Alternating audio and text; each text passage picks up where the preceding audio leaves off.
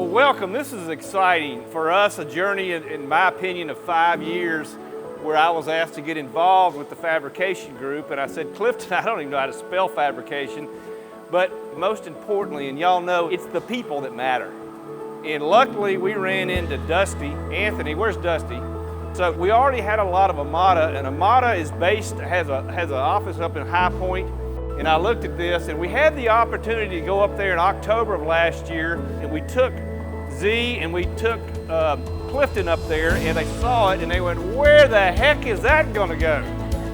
Here's where it goes.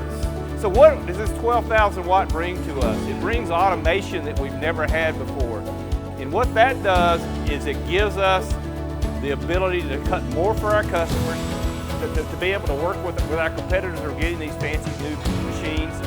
So we're going to automate, and we're looking forward to seeing Dusty and team continue to expand this business and grow this business and be a huge part of L&H as we move forward.